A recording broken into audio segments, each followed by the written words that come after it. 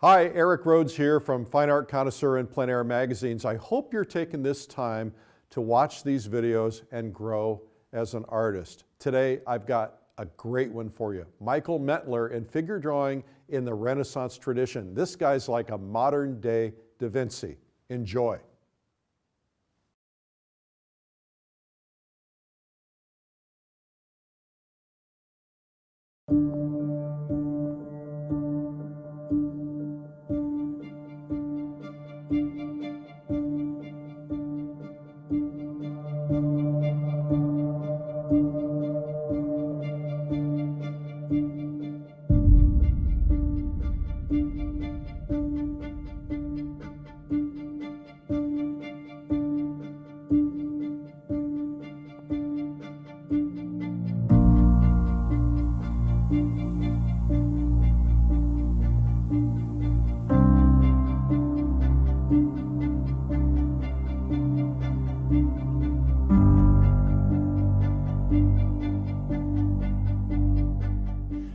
My name is Michael Mentler. I teach figure drawing, among other things, and in the next few hours I'm going to attempt to show you everything I know. I wish I could show you everything I've forgotten, but then that video would be about a week long. So we're going to start with just a general discussion about life drawing, and I'm going to use the little acronym LIFE. So the L will be for language, the I is for intent, the F is for form, and the E is for expression. And starting with language, this is a whole new language that artists have to learn, or the draftsman has to learn. We have a verbal language, which of course are letters, words, sentences, paragraphs, stories, novels, etc. But our language for the artist is based on points, lines, planes, forms, images, and compositions. So we're going to discuss all that and individually, and then we will move on to intent. There are 5 levels of intent. The first level being imitation. We all start drawing what we see. The second level is intellect. We try to get our brain involved in the process, and we're looking for information to use in our drawing. It's very difficult to draw something we don't know anything about. Might even be impossible to do it well. The third part of this is interpretation, and by interpretation we're really talking about selection and deciding on the most important elements that we want to include in our drawing, and the ones that we desire to leave out. So we're going through a selective process to choose the best elements to show the viewer, to give the viewer the information that we want them to have. The fourth category is intuition, and intuition really is using our subconscious mind, where intellect would be using our conscious mind. Intuition is using our subconscious mind, and if we're going to use our subconscious mind, we have to have a great deal of material in there to draw on. So we go through a lot of process in terms of doing repetitive drawings to learn something so well that we really don't have to think about it as we do it. So our subconscious mind, in essence, can guide our hand without our conscious mind getting involved. So that's the intuitive process. The last item of intent is imagination. And imagination basically is about invention. And it's being able to use all our skill sets, and hopefully the one skill set that's separates all master draftsmen from those who we will call non-master draftsmen is that they know the figure verbatim, and they can draw it in any position without a model. Of course, you get a lot more with the model in terms of the subtleties of the pose and etc., but they have the capability of drawing hands in any position, arms in any position. So if they have a pose where the hand doesn't quite work, then they're able to change the position of the hands. In other words, they can, I always say they sent their hands to charm school. You know, this for instance, never looks like a hand. This never looks like a hand.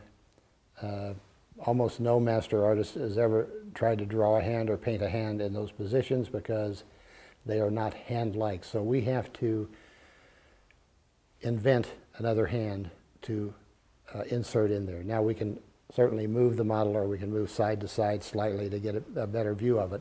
But that's where imagination comes into play. And when I use imagination, I use that with memory, sort of interchangeable. Those are the 5 items, categories of intent. Then we move on to form. We all know the basic forms. I like to start with the cube because I think that's the most descriptive form because it has height, width, and depth, and it's the easiest form to project into space. Then before I get to the sphere, I like to look at the cylinder, and I really see the sphere as a cylinder on end. Also the cone is a derivative of that. I'm moving back to the cube. We have as derivatives of that pyramids and tetrahedrons. So those are the form units that we deal with. I'm going to discuss them more in detail when we get to the drawing process or the gravity section of this program.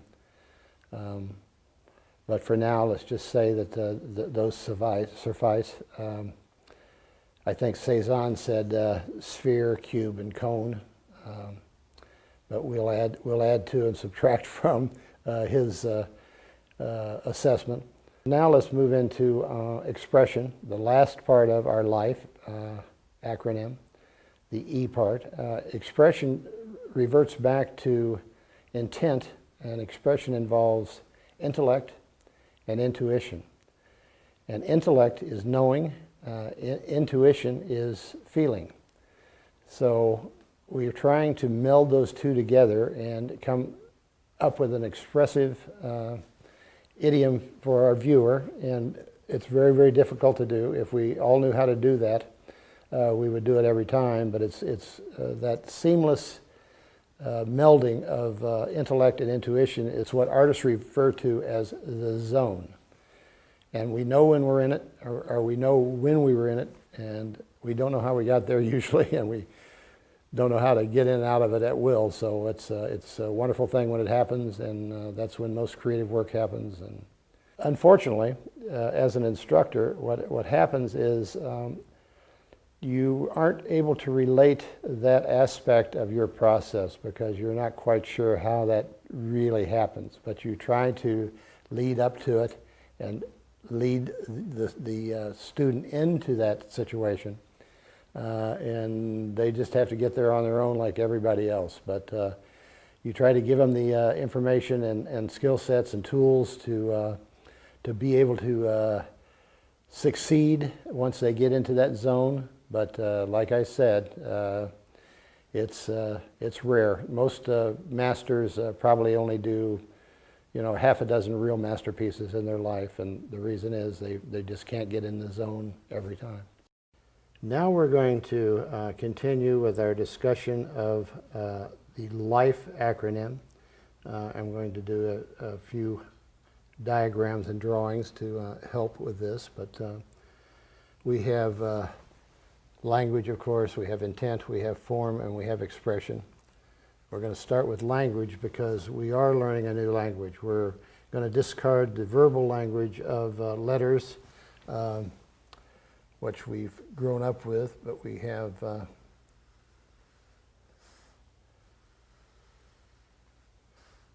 This will get a little easier to see as I put it in here, but we've grown up with the verbal language,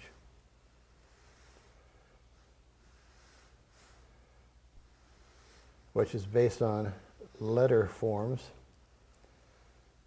which actually are very beautiful in themselves. Certainly in the Chinese language, they are all part of the golden section, but they were also, when Duer developed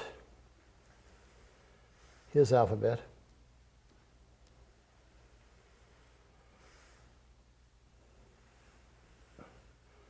he used that type of golden section geometry to create his letter forms.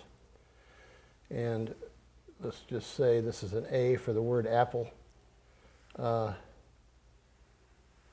it's all based on a geometric formula.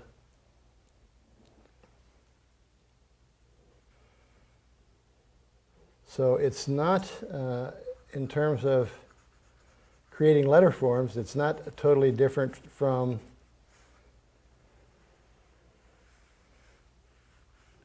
how we draw.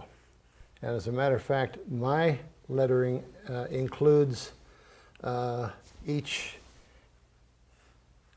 aspect, in other words, a vertical, horizontal line, and I don't have any diagonals or curved lines in there, but I do here, and you can see that I'm using all of our basic strokes that we use for visual language. You're going to see me do this a lot. I like to smear things. I'm not a tidy artist per se. So this is our verbal language, which has to do with letters, words, sentences, stories, or sentences, paragraphs, stories, and a novel or two. We don't, as artists, have much information from that because the word apple, for instance, says round red thing, basically, and doesn't give you much more information. So we have to have a visual language which is just totally unrelated. As a matter of fact, I wouldn't call it a language at all. I would just say that we need to learn the visual universe so that we can function as artists. And that is really based on, I'm going to use the model. Give me a side pose, please. Turn a little bit toward me, your upper body, just not quite that much. And then put your arm behind your back like we did before. Okay, so I'm just going to do a very simple drawing here of this model. And we have a point, which is a line on end. In other words, a point is a line on end, and as that line turns, it reveals, as that point turns, it reveals the line, the length of the line. So we start at point A, and we turn our line to its ending point at point B. So a line actually is the edge of a plane. Lines don't actually exist in nature. Points do. You know, all you have to do is look at the bottom of a bird cage or look at a leopard or any animal that has spots on it. So points exist, but lines don't exist in nature. So we, as artists, create a lot of lines to satisfy our basic needs and to create the forms that we want to create.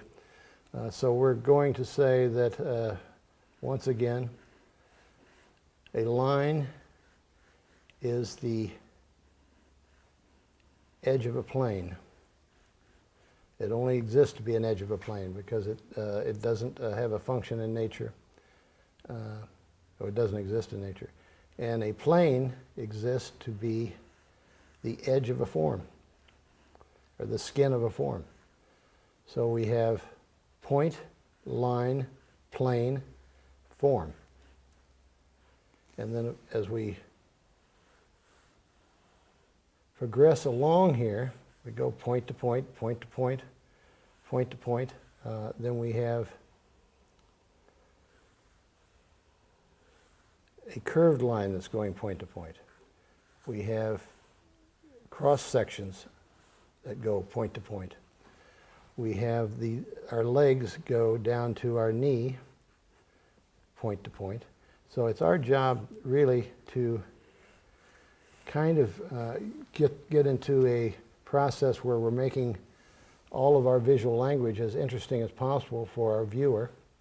And I'll carry this out a little bit further. And it's all of these point-to-point relationships that create planes, and planes that create forms, and forms that create images. So when I combine these basic form units, as you see, we start to get a nice image of an apple. That was humor. This is actually a person.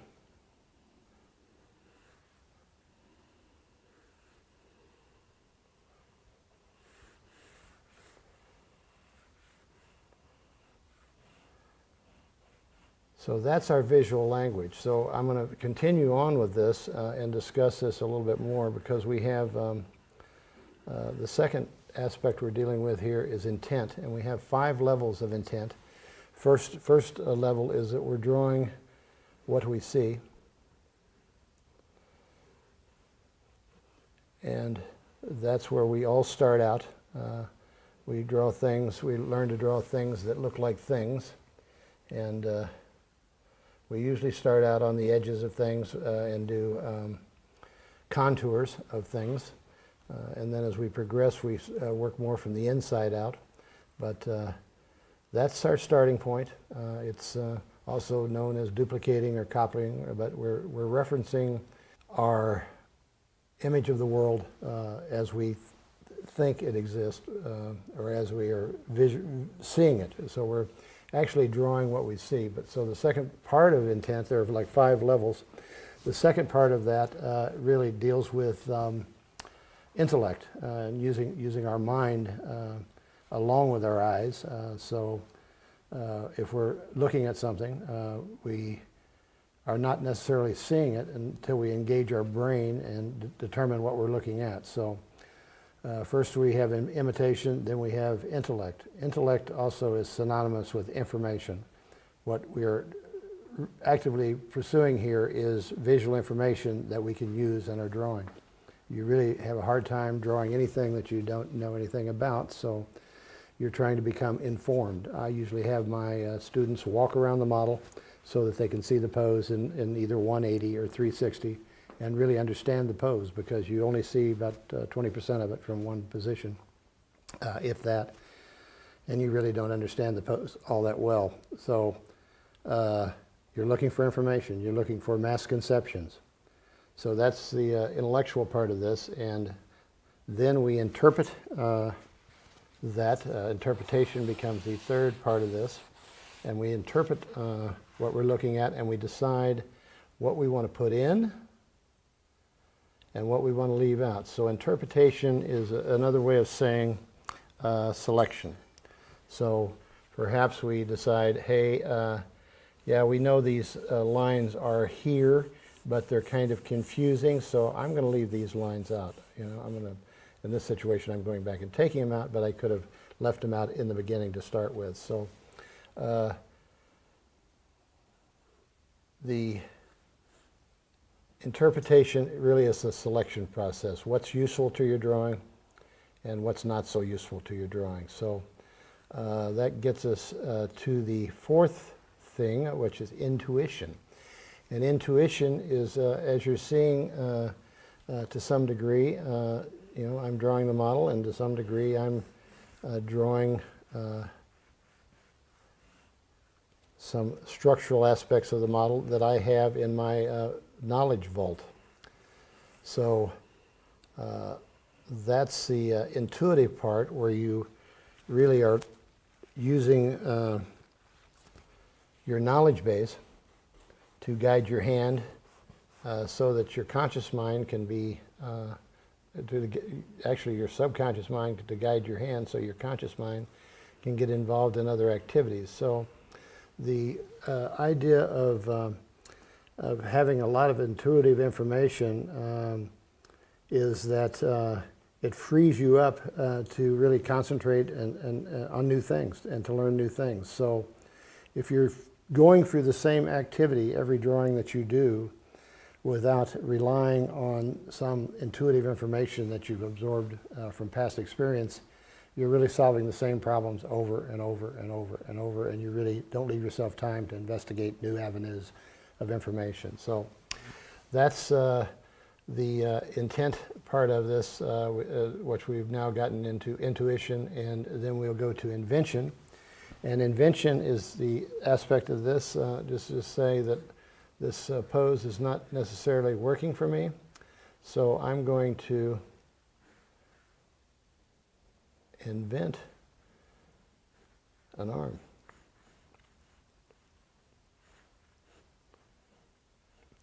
And a hand.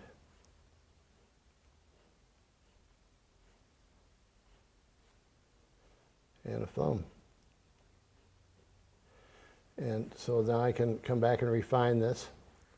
But you'll see on many, many old master drawings, you will note that around a lot of Michelangelo drawings or Rubens or all of the Quattrocento masters,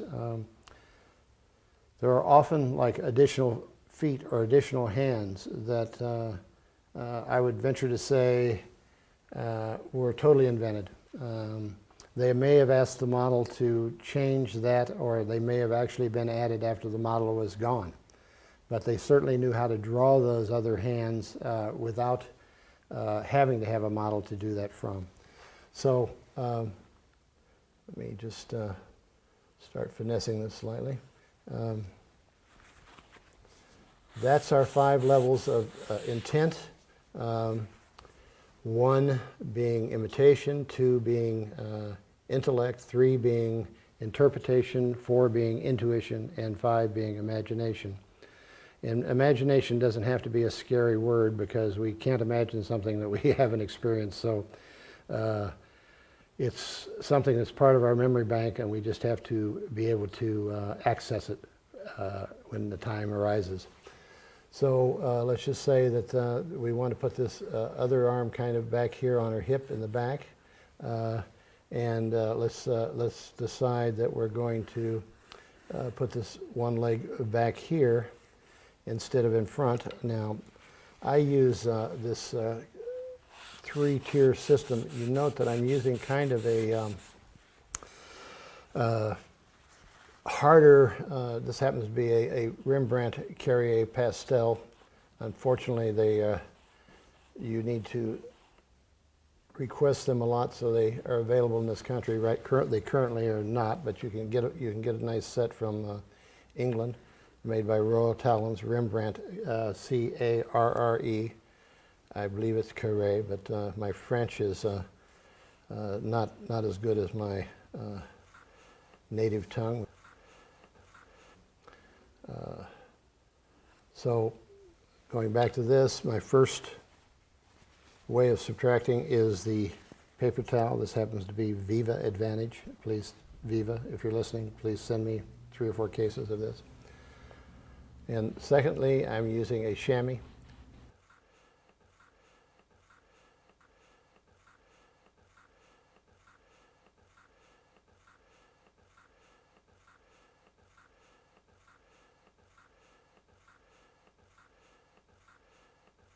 So this is in the back. I don't really have to accentuate that as much. This arm's still kind of a little strange, but I want a shoulder involved here. Let's make this young lady a dancer. So there's a little invention that's, no, actually it's on the model, so we won't have to invent that. So I think you're starting to get the point, but let me pull out a few more of these construction lines, and then I will add just a little more information in terms of value. As I go through this process, you will note that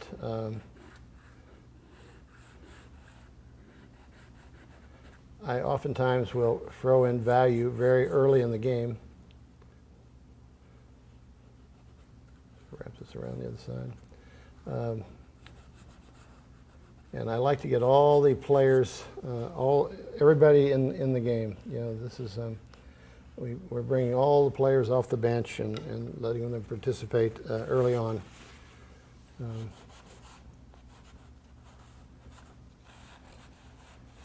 So our basic form units in terms of mass conception, you know, if I'm starting here with doing Bridgman in reverse, you know, I have a triangle for the foot. I have a cube or a cuboid form for the lower leg, or for the ankle. Then for the lower leg, I have a triangular shape. And then for the upper leg, I have a, well, then for the knee, I have another cube. Then for the upper leg, I have a cylindrical form. For the rib cage, I have a cube, or a cuboid, box form. And in the middle, this can either be kind of an egg shape. So this all mass conceptions. You have a cylinder for the neck. Bridgman uses a cube. I use a sphere to balance on top. So we're using all of our basic form units, our mass conceptions, to create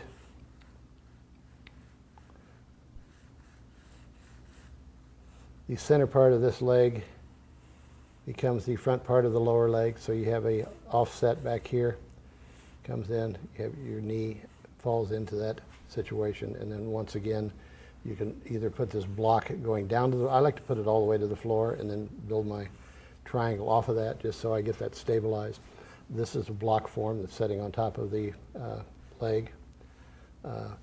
You know, I use a egg form for this.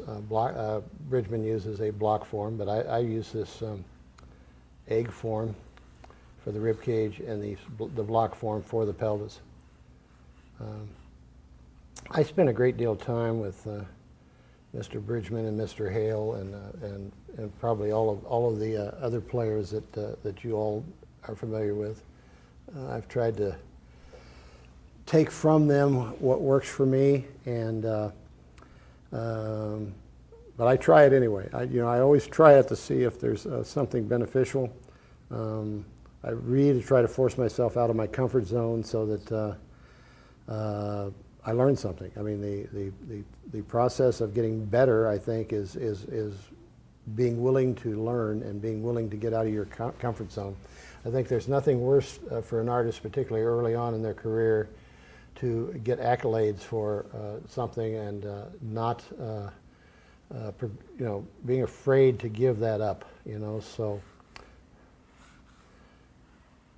don't be afraid to learn. Learning is not a dangerous thing.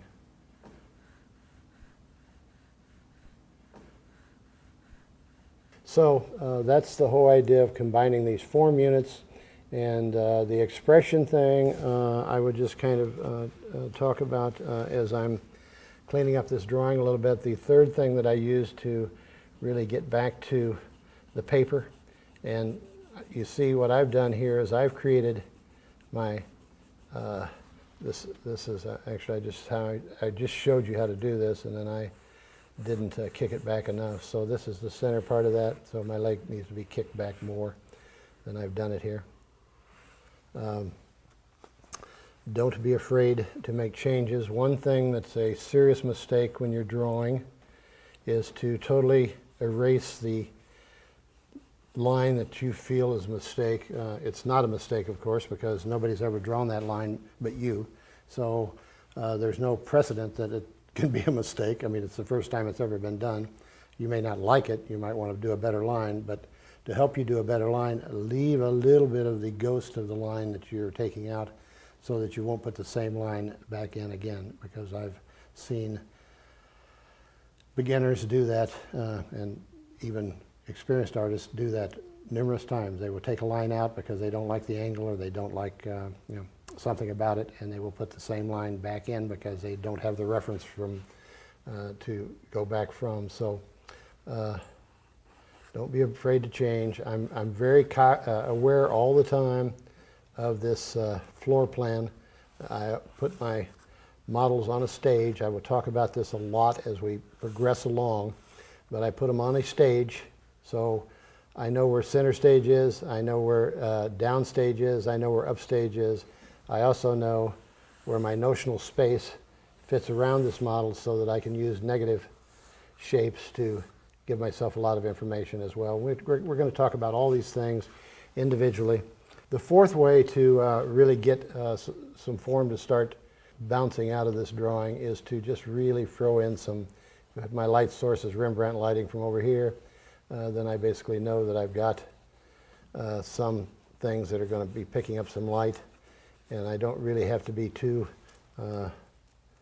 exacting as I throw that in. I like to work, by the way, leaving myself room to put in a highlight, a white highlight or a lighter highlight, and also put into a darker accent. And so this is what I do, and like I said, I leave room for the potential to put in some brighter notes of color. I also, when I say accents, I leave myself room to put in some darker accents as well. So expression really is getting back here to intent and really looking at your conscious mind, which is knowing, and your subconscious mind, which is feeling what the model is doing. And to the feeling aspect of this, I often use the word empathy instead of expression, but empathy is kind of misconstrued to get into sentimentality or how the model is feeling. I'm interested in how the model's feeling. It's not my concern for my drawing at all. My concern on my drawing in terms of empathy is understanding. In other words, having a feel for what the model's doing. Having a feel for the time-space continuum of the model, what she might have been doing prior to, step out of that pose and step back into it, just step out, now step back into that pose. What she might have been doing prior to that pose and what she might be doing after that pose. What would be her next movement after that pose? So I'm interested in understanding where she is in that time-space continuum.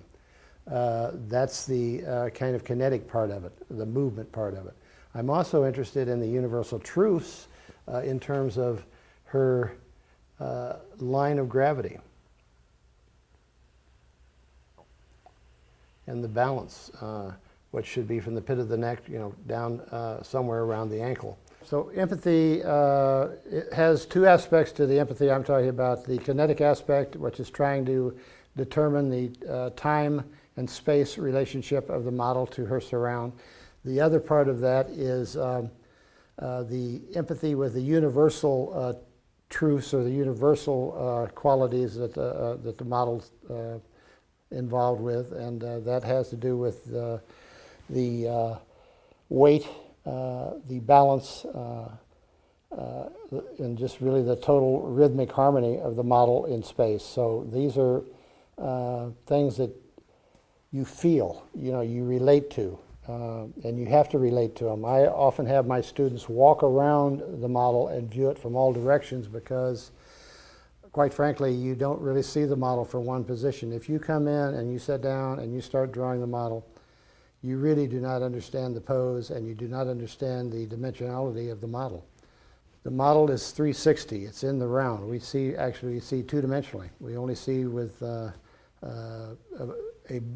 kind of a bifocal kind of effect, which means we're not really just seeing an edge or a contour. We're seeing it like a little double edge, but we're not seeing certainly nothing three-dimensionally. So the only thing we know about three-dimensional is what we know about our experience, about walking around the model. The LIFE acronym has to do with language, intent, form, and empathy or expression. Language is something that we are going to spend a long time making the transition from a a verbal language, which we've been using our whole life, to a visual language, which we are going to have to learn anew. It's not easy to get to Carnegie Hall, as they say. So it's actually like learning a new foreign language. It's foreign. It's not going to be really that apparent early on. Intent is something that you grow into, because we all start with imitation, drawing things that look like things, copying in essence, or duplicating.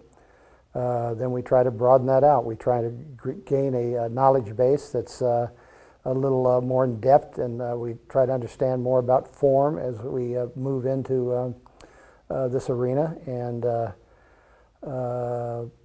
that becomes a whole study in and of itself. And hopefully you didn't sleep through geometry when you took it in lower school, but if you did, you're going to have time to make up for it now. So then, of course, the E, really the feeling part of this, and where we try to combine what we know with what we feel, and what we feel actually on a rational basis in terms of what the model's doing, not what we feel about what we think the model, what she's happy about or sad about. It has very little to do with that.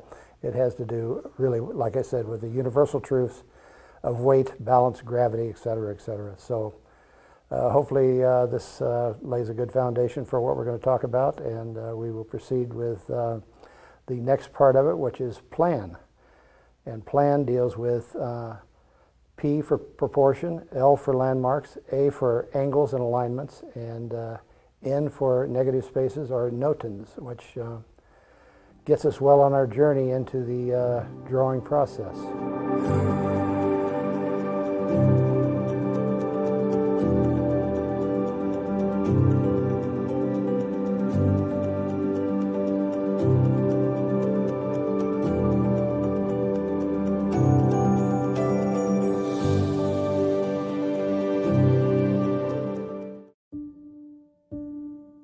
Have you ever gazed in wonder at the beautiful figure drawings created by Botticelli, Caravaggio,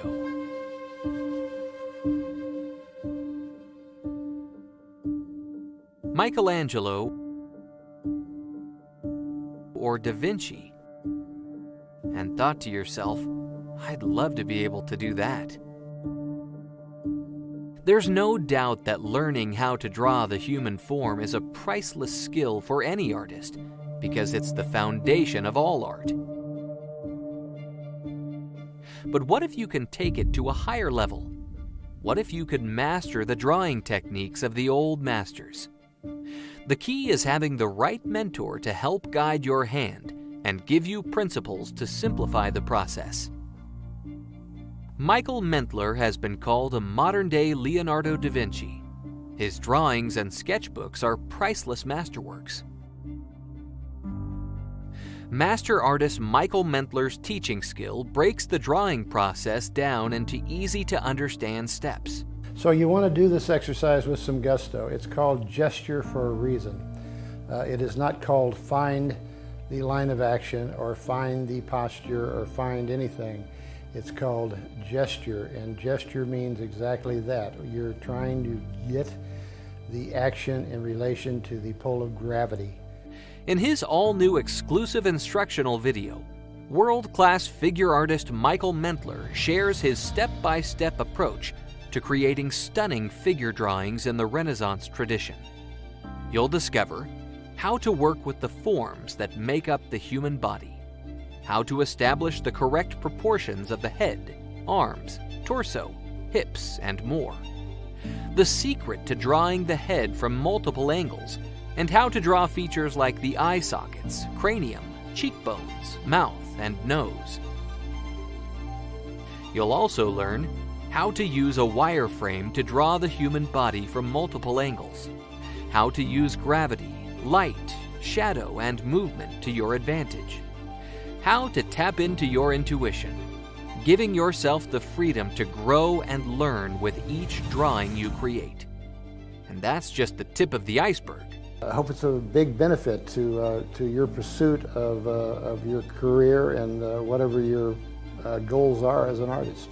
Whether you're a complete beginner or an experienced artist, this all-new training will help you discover how to master the skill of creating beautiful figure drawings with a Renaissance flair. This is a skill that will serve you for years to come and give you the foundational principles to draw the human figure with elegance and fill your sketchbooks with masterful drawings. Figure drawing in the Renaissance tradition with Michael Mentler is now available on video. Reserve your copy today.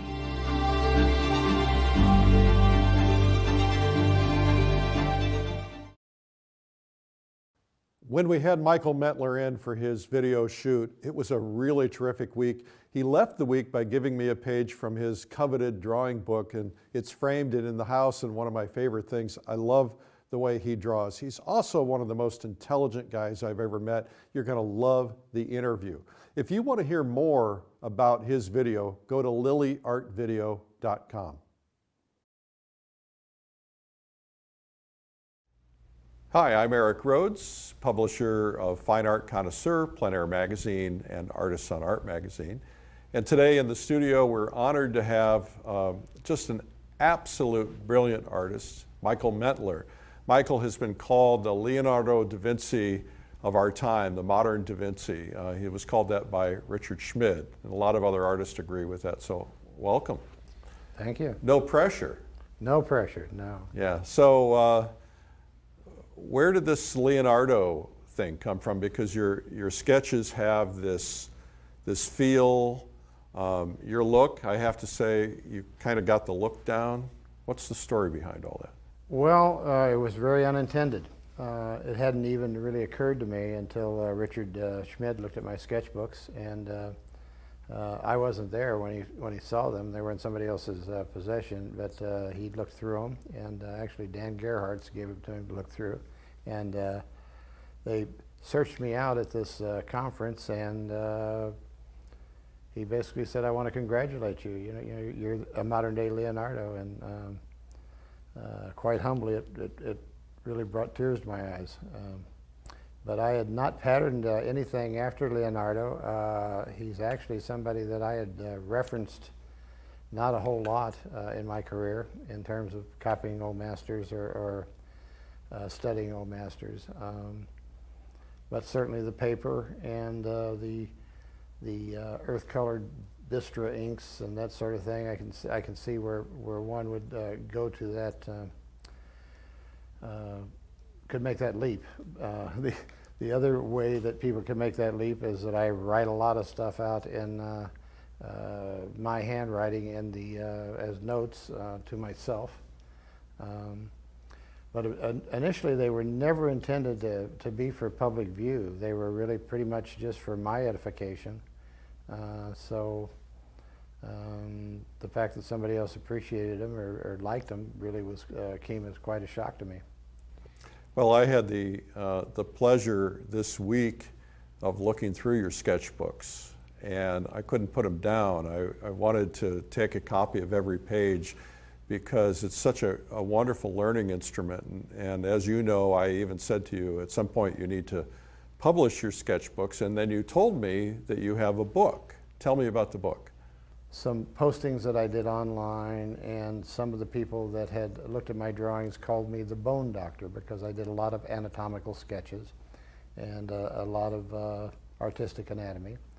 And so they kind of put that handle next to my name. And so this is the Book of Bones Volume 1, which is 180 pages long, and it has to do mainly with the figure sketches in my sketchbooks. There's 7,500 pages of sketchbook drawings at this point.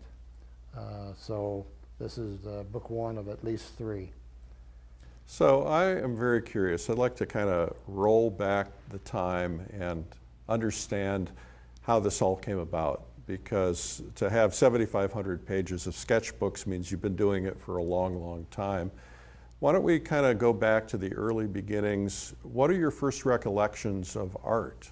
My first recollections of art were when I went over to a babysitter's house, and I discovered the Esquire magazines that her husband had collected, and all of the Vargas drawings in the magazines, and I was very young.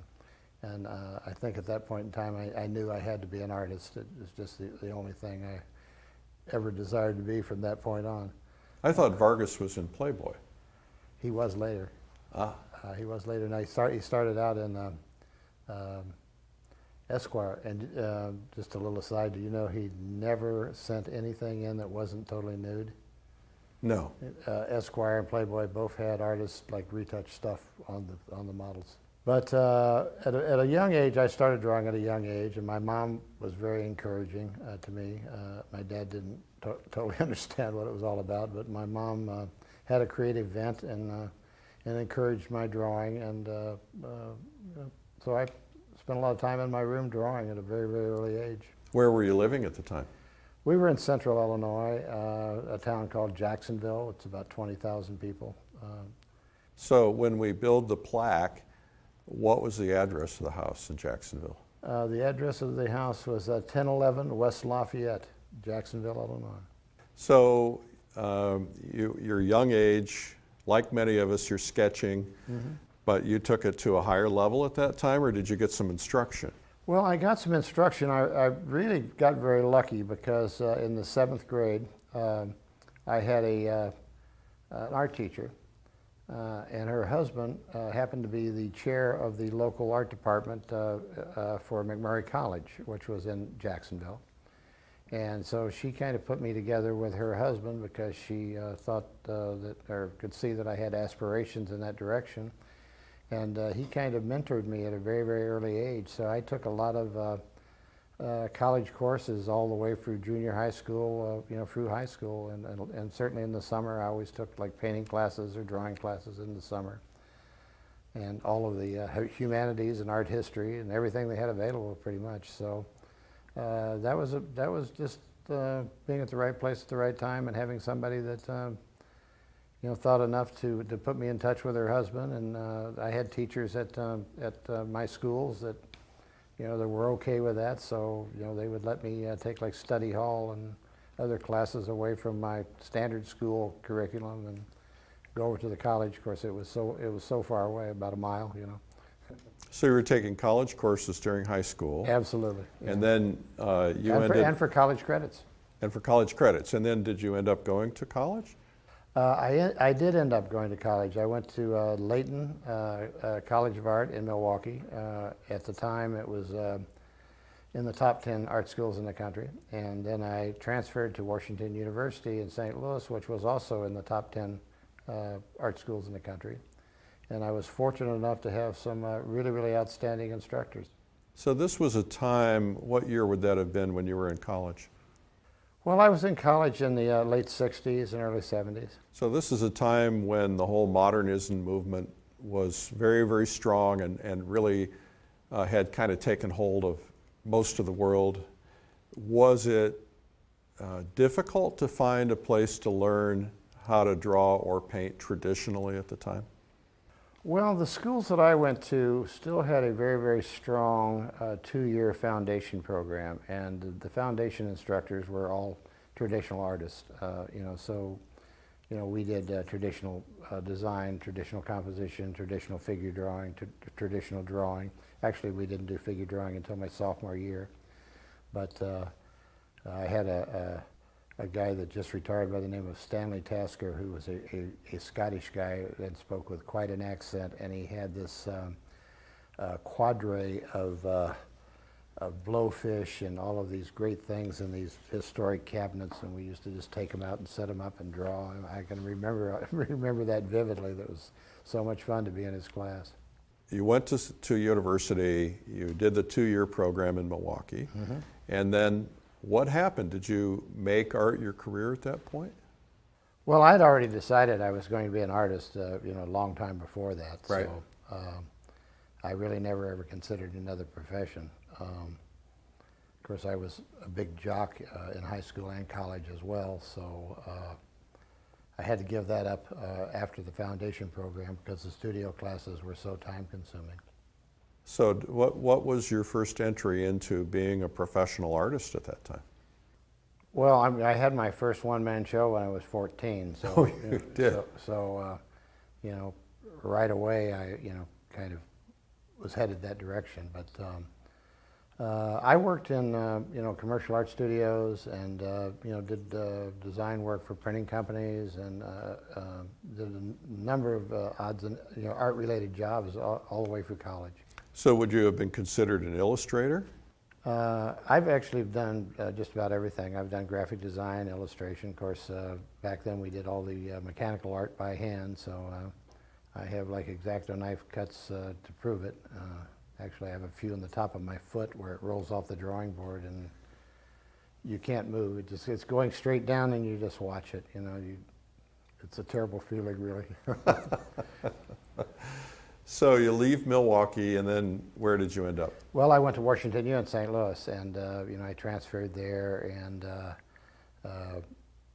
they had a very, very fine program. Their foundation program was outstanding. I had a figure structure instructor by the name of Barry Schachman, who was a Rico Lebrun protege, and actually lifelong friend with Rico Lebrun, and very, very proficient draftsman.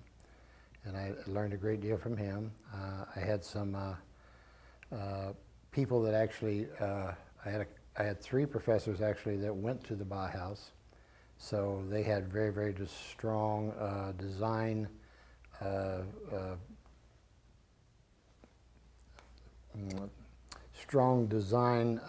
backgrounds. But I'm not sure that I actually was getting that at the time, but I know that they worked me very, very hard.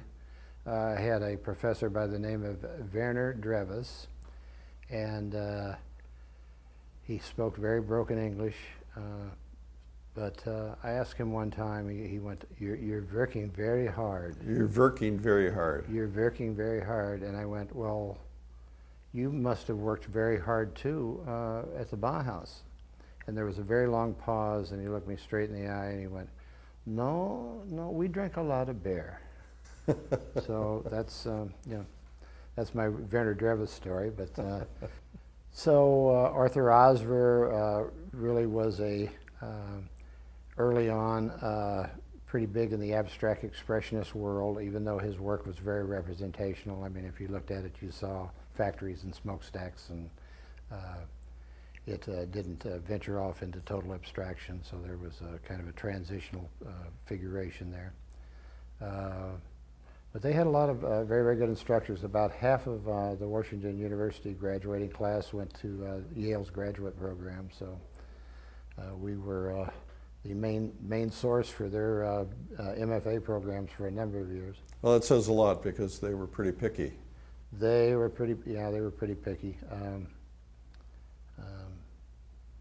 A lot of my friends went. I ended up not going because I was encumbered with family, and they didn't give me enough of a stipend to go. So I ended up staying at Washington U for grad school. All right, and then what happened after that?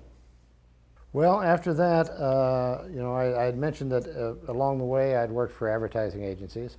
That was paying pretty well. That was, and I was instructing at Washington U, but that was paying not so much. So I worked for advertising agencies part-time, and then I took a full-time job with advertising agencies, and I spent decades in that business. And that's probably the reason I can afford now to be a fine artist, is that I made enough money doing that I can relax a little bit. Now you at some point moved to Dallas, Texas, which is your home now, and you've been there for what, 25, 30 years? I've been there almost 40 years. I've been there since 1974. My current wife, when we were dating, ran off with a Texan, and I decided that that didn't set well with me, so I decided to chase her, and it all worked out. And so you worked in advertising in Dallas. Mm-hmm. You ended up with your own agency, your wife and yourself owning mm-hmm. it. Mm-hmm. What kind of things were you doing? Were you doing strategic thinking? Were you doing creative? Were you actually physically doing the graphics or the design? Well, I was always hands-on with a lot of the graphics and the design, and did a lot of film work, a lot of film production, even some film direction.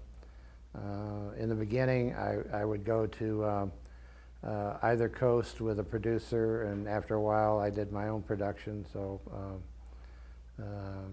I spent most of the time in my latter years with the big agencies really doing commercials, film, a few documentary kind of pieces of work. But so when you are working that hard, I know the advertising business, I know that it's a lot of deadlines, a lot of long days.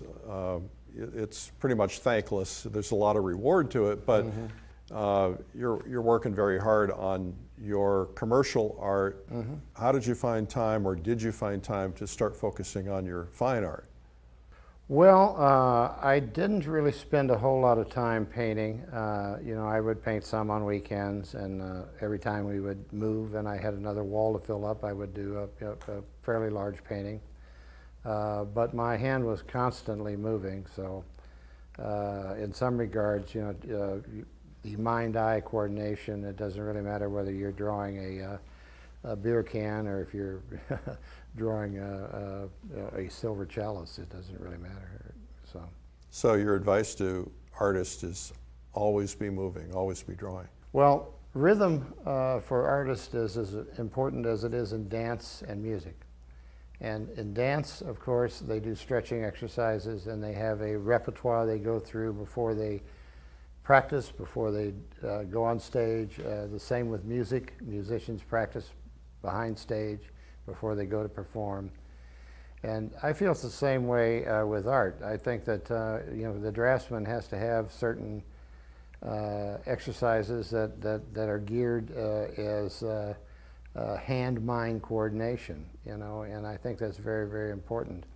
I do some basic kind of geometric kinds of configurations every morning.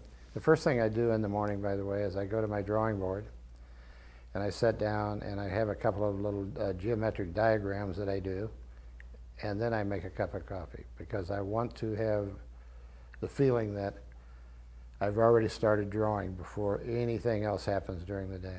So these geometric drawings that you're doing, same ones every day just to kind of warm up?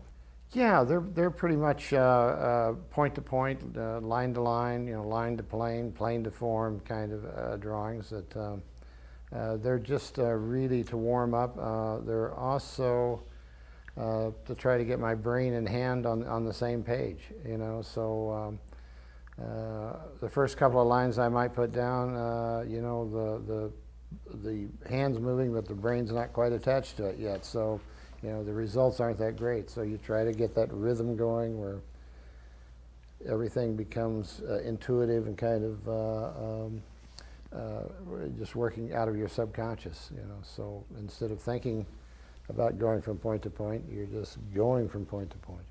Yeah, we were at dinner last night, we were talking about, you were saying that you always just push to the point. You never think about drawing the line. You're always just going from here to here. Right. And I never really thought about that, because when I'm trying to make an exact line, it tends to get a little bit bumpy. And so I started trying that last night, just by focusing on the target and just going right to the target. It's amazing how it changes the line. It does, and it's amazing after doing it for a while, because your first impulse is, how am I going to hit that point? But you have to kind of trust your mind and your hand to work together. So that's what you're trying to do. You're trying to put the intellect and intuition together so that you can do these kinds of exercises. Yeah, what I really try to avoid is, what we're talking about is the opposite from a sketched line, which most people do, and a lot of professionals do it, and they do it successfully. I'm not demeaning that method at all, but for me, I'm interested in really kind of getting a rhythm which requires longer strokes and, more rhythmic arabesque and those kinds of things.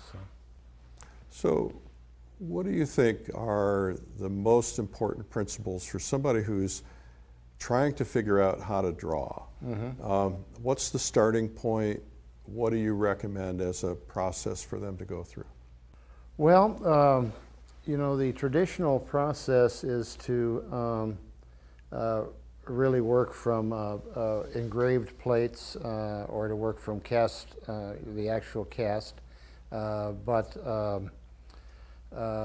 you could take actually just square wooden blocks and paint them white and set them up in front of you, and then add, they actually have sets of really nice sets of wooden blocks that you can build little houses out of and all kinds of arches and things, and just put those in perspective and really start drawing just simple geometric forms, and then graduate into you know, pears or apples or whatever, and go by the synthetic fruit and paint it white so that you're not confused with color yet, and light it. It's better in my estimation. Now, I think it's very valuable to work from the barred plates, particularly if you don't have access to good casts or whatever.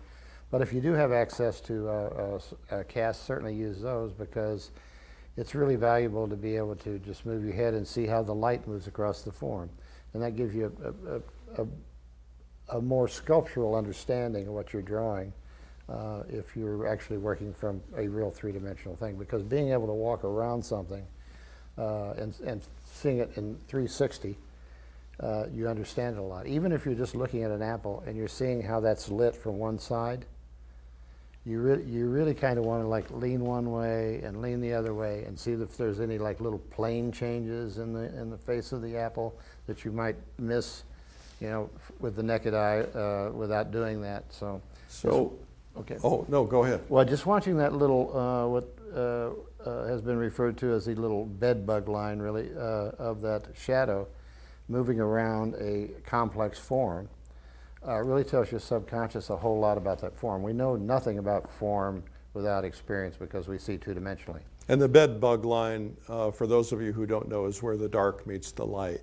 And in a color scenario, there's more chroma, more color on that bed bug line than there is almost anywhere else, right? Correct, yes. Okay, so you're painting the fruit white, and you're moving around, and you're looking at the light. And then you've got to draw this. Now, what I have always understood is that if you're drawing, when you're learning to draw, oftentimes they put you on these little benches so you're not moving around, because if you're constantly doing this, your drawing is going to start looking like Picasso eyes, you know, one over here and one over here and so on.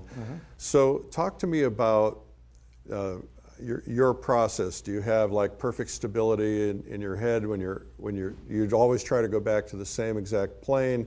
Is your canvas always, well, you're not using canvas, you're drawing, but is your drawing board on the same plane? How do you deal with those issues? Well, I really don't do sight size where I'm like parallel to or on the same plane with the object. You know, there's always, even if it's just minuscule, there's always memory involved. Even if you're, you know, doing sight size, there's always a smidgen of memory involved.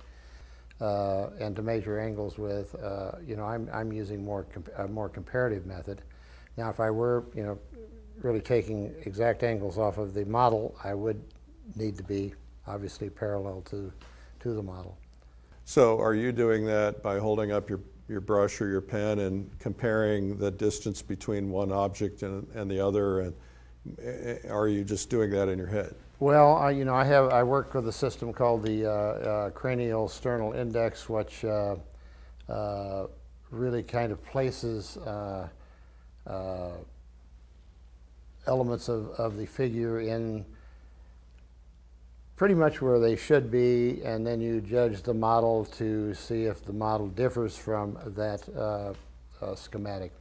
And they usually do, so you adjust accordingly. And where does that come from, cranial sternal index? The First I saw of it was Robert Beverly Hale, and Robert Beverly Hale, of course, translated Richet.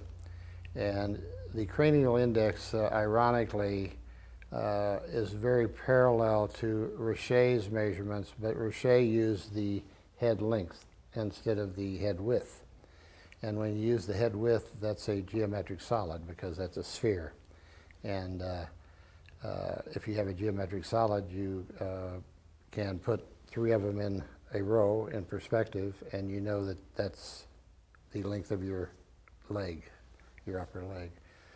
So I use a number, when you said measure this or measure that, I break complex things down into intervals across. In other words, you know, how wide is it across your arm? How far is it to your sternum? How far is it from your sternum to your other arm?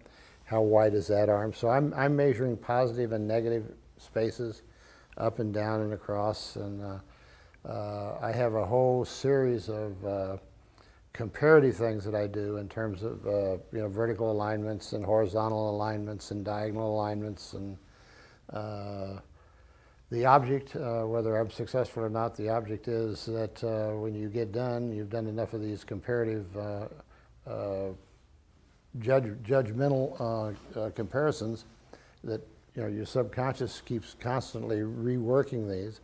And, you know, the object is that you're not actually always having to say, okay, now I'm going to align this. You know, you're trying to get all of this information into your knowledge vault, let's say, so that that can communicate with your hand without you actually having to really participate a whole lot. So it's the subconscious part of the activity, and hopefully that frees your conscious mind to concentrate on another element. Right, right.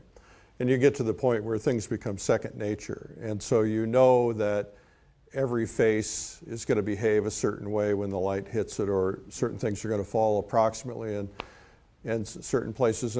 We talked earlier about the head. Mm-hmm. And, you know, one of the giant mistakes that most people, when they're learning to draw the head, is they put the eyes way up here somewhere. Sure.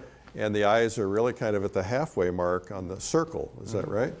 Yeah. And also, except for mothers, or certainly new mothers, most people don't realize how big the head is looking at it from the top, you know. So that's part of it, you know. And the old pirate flags you used to see, you know, when you see them in the movies, they're all wrong, because the old pirate flags had, like you said, they had like the eyes were way up at the top of the skull, you know. So when you see one where the eye sockets are kind of in the right place, you know that Hollywood did that. You know, it's not authentic. You know. How do you know that? Were you a pirate? Robert Beverly Hale told me that. No. I was, yeah. What's a pirate's favorite place to eat? I don't know. Arby's. Oh, Arby's, of course, yeah. All right, we digress.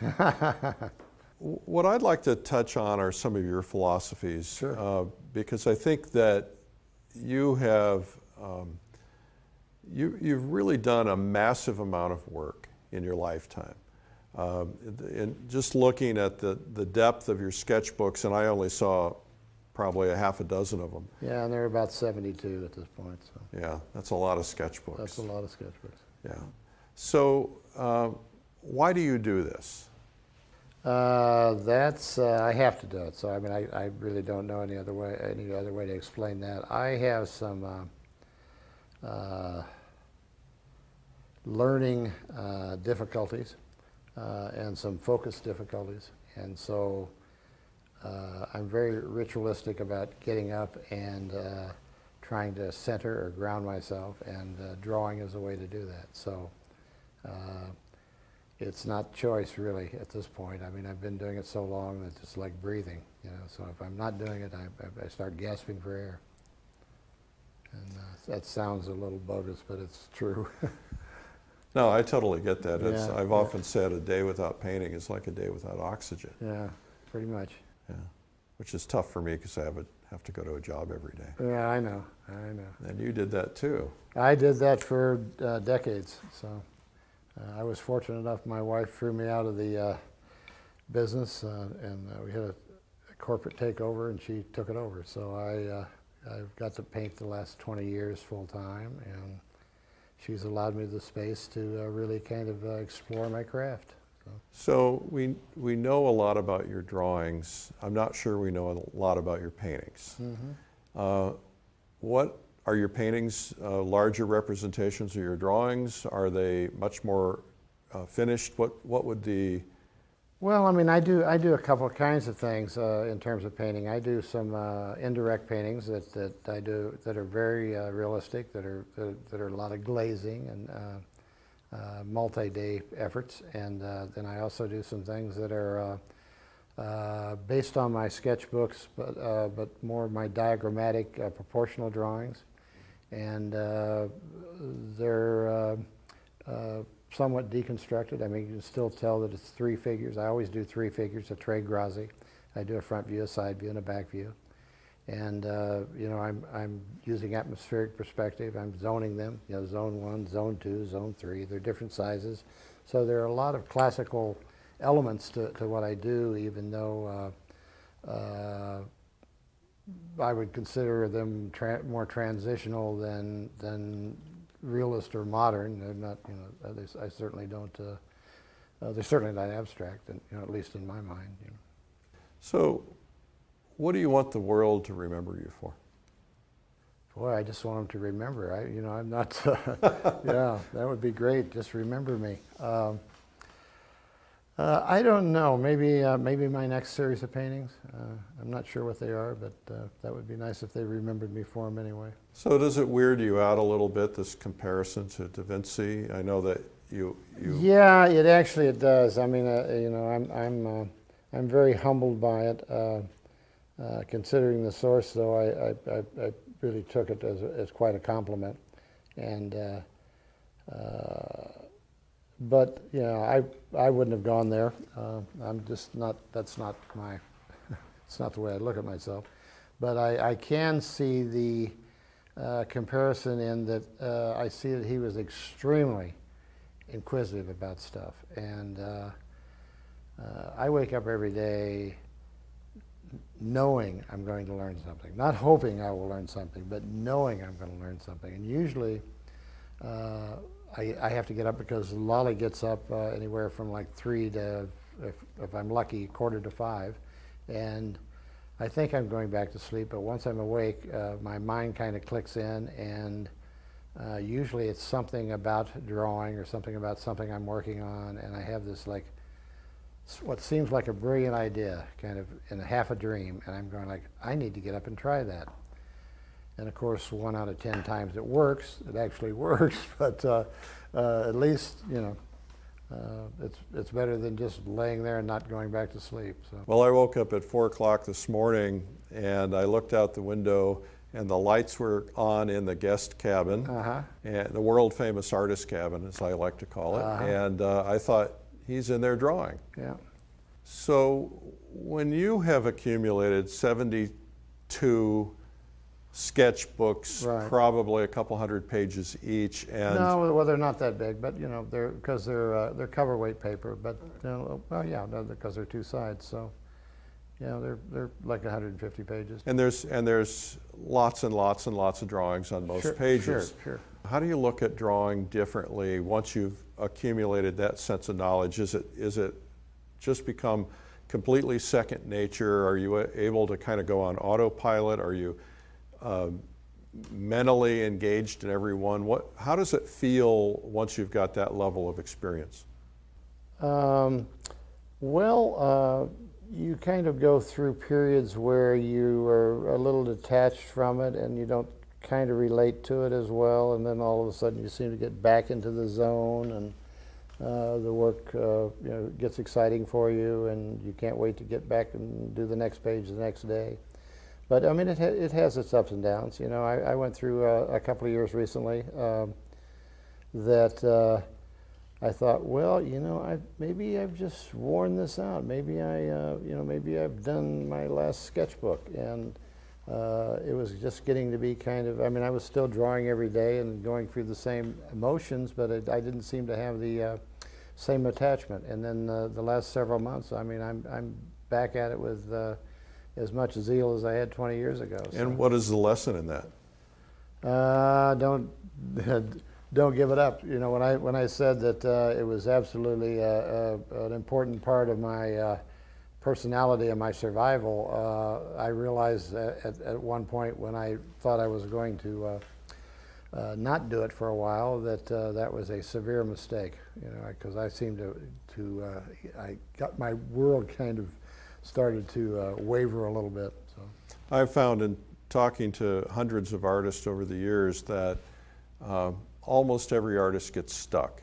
Mm-hmm. Almost every artist goes through a period of sometimes a year or 2 years where right. they feel like walking away from it. I was recently in New York with a very famous artist, and he said to me, I can't do this anymore. And he said, what advice do you have for me? And I said, just keep doing it. Yeah. Even though you don't feel like doing it. Work through it. And he worked his way out. But along the way, and I hear this a lot, is once they get stuck and they work through it, there's usually a breakthrough. Did you have a breakthrough of any kind when you? Yeah, I think so. I think so. And the breakthrough for you was you were re-enthused about your work. Yes, because you know, looking at me, you know that I've been doing this for a while. So my first thought was, I'm just getting a little older, and maybe it comes with the territory, you know. But I did work my way through it, and there was a time when I went, you know, am I going to get through this? Am I ever going to be excited about it again? And you know, sure enough, you know, here I am, you know, just chewing at the bit to draw another sketchbook page, you know.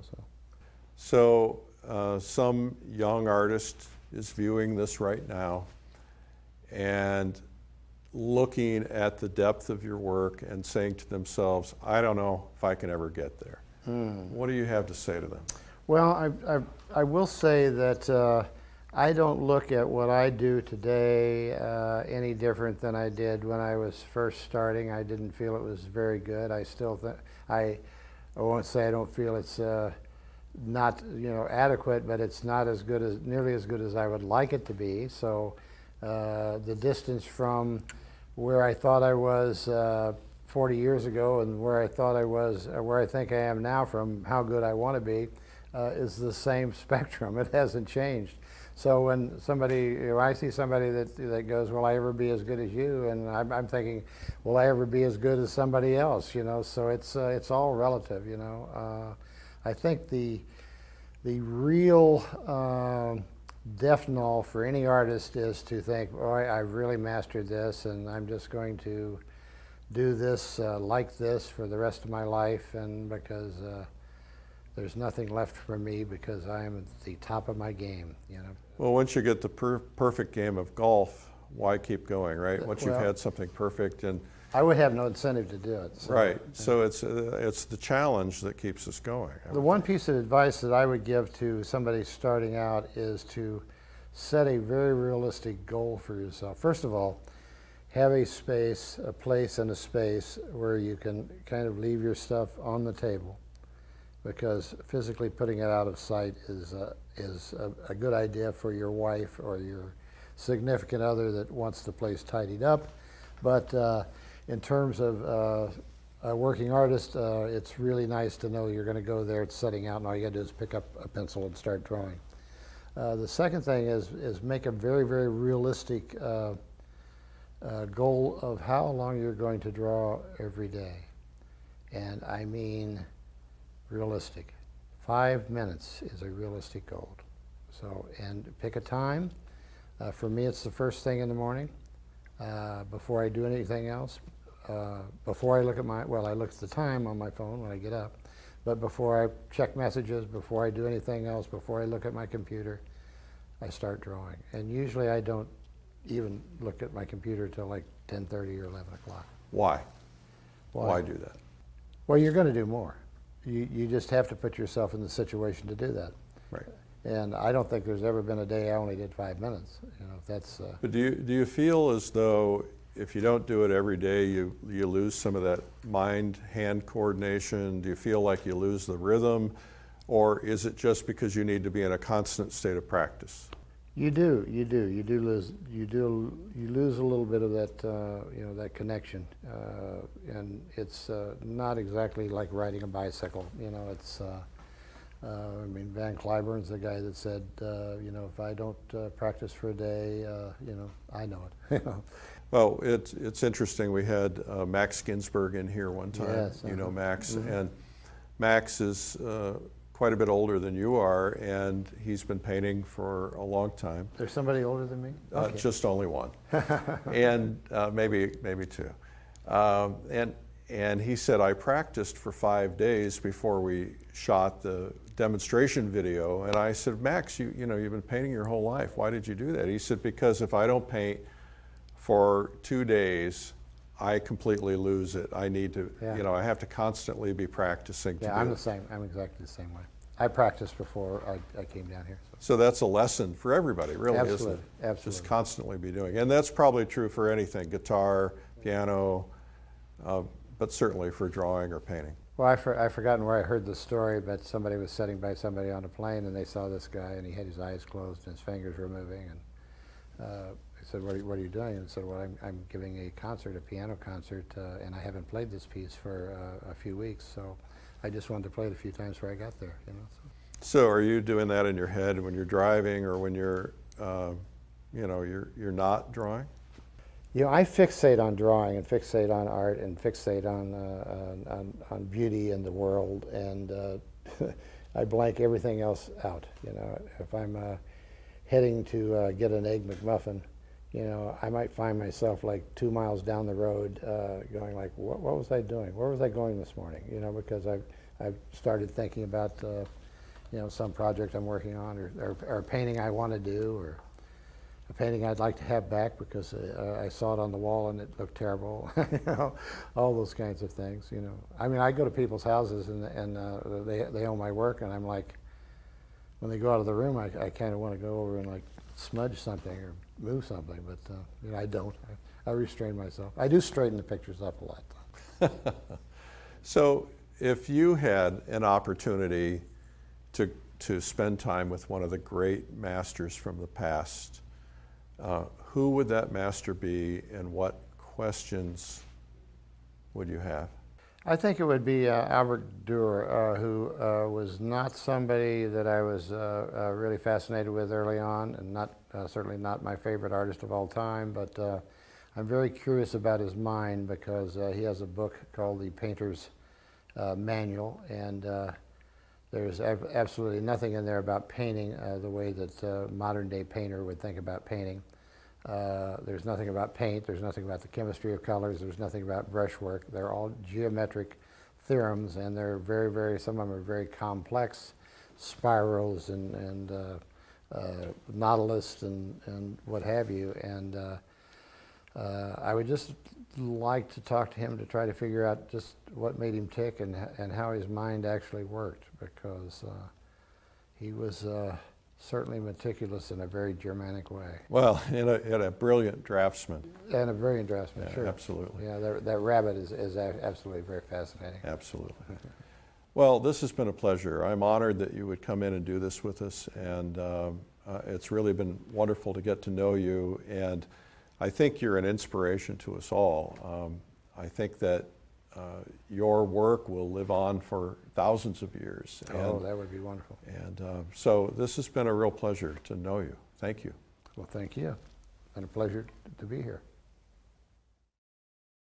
I hope you've enjoyed this segment with Michael Mentler, both the interview and the segment of drawing. It's a terrific learning instrument. If you want to learn more, you can go to lilyartvideo.com. See you soon. I'm Eric Rhodes. Have you ever gazed in wonder at the beautiful figure drawings created by Botticelli, Caravaggio,